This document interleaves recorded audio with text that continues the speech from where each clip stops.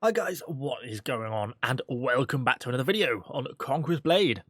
So we're actually going to be revisiting the Sons of Fenrir.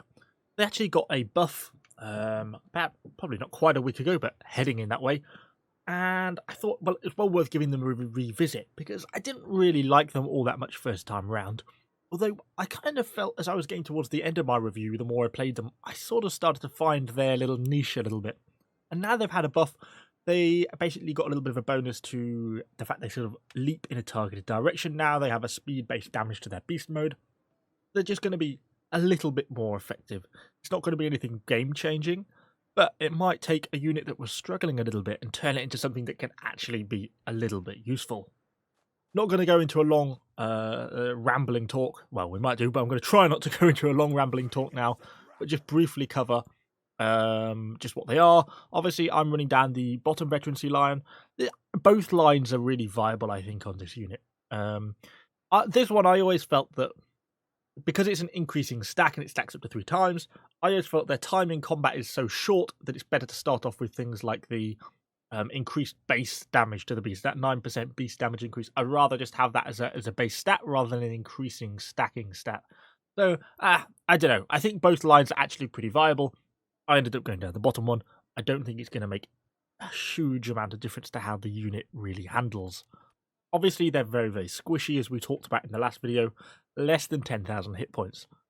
300 piercing defense isn't going to make a great deal of difference. 260 on the slashing and even less blunt means that as soon as they get engaged in melee, they're going to fall to pieces pretty quickly.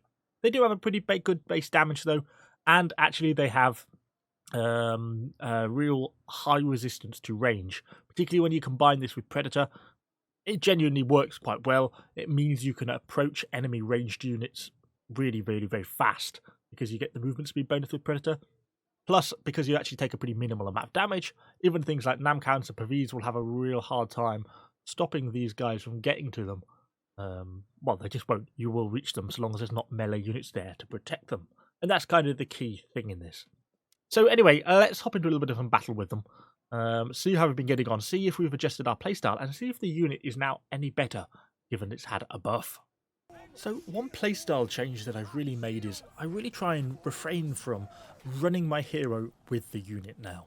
I tend to always try and find a high vantage point, because the unit is actually quite a lot quicker than my hero. So if I run with the unit, I'm effectively slowing it down, because I can only drag it with me as quickly as I can go. So by getting on this vantage point, I've spotted these Pavis in the corner. They look relatively undefended, they're just the Pavis with the hero, and I'm sensing my opportunity. I can command them quite nicely from here.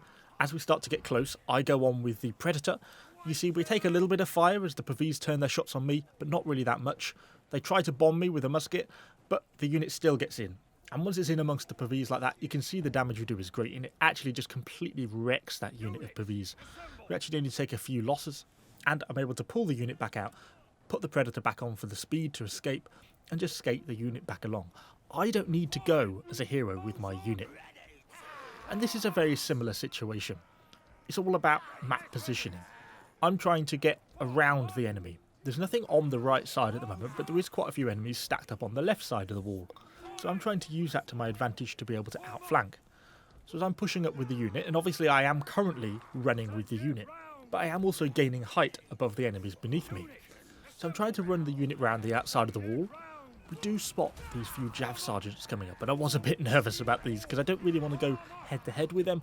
As I say, in any sort of melee, these units do badly.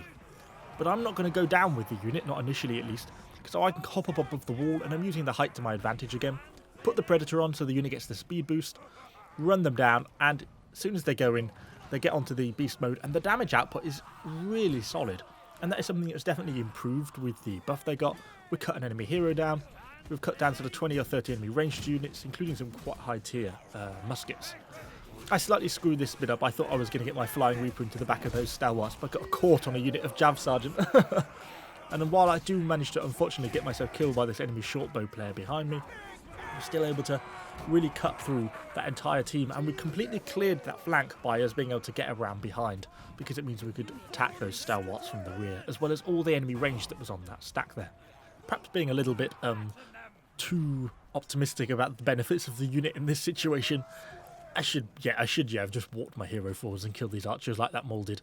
But I was trying to make use of the units, so I was trying to drag them forwards. Their movement speed really is great, which is what makes them so enjoyable.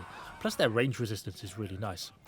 But it wasn't really those archers that I was going for. That was just a free bonus. That was a bit of a Bobby bonus.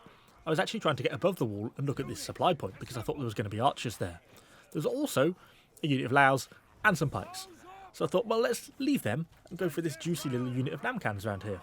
And that musket hero on the horse doesn't even notice my unit. We get to the Namkhans, absolutely slaughter them. And then my beast mode comes off cooldown, and we actually really go to work on those pikes as well as they're trying to escape. You see we're quitting for sort of 3 or 4k, actually cuts the unit to pieces.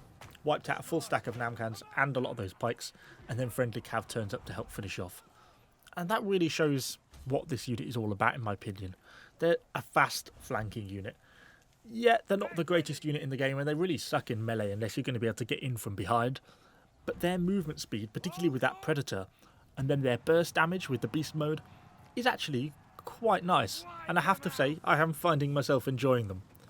Are they realistically worth the leadership? Probably not. But they are a really fun unit.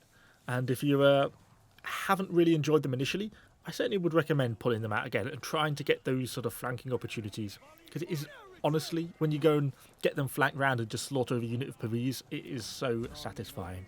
And it's such a fun unit to use. So anyway, that's all we've got time for. I just wanted this as a quick little update post the buff, and also as kind of my playstyle on them and adjust it a little bit. Hopefully you enjoyed the video. If you did, let me know what you think in the comments down below. And of course, subscribe to the channel for lots more Conqueror's Blade content. Thanks for watching, guys, and I shall see you all on the next video.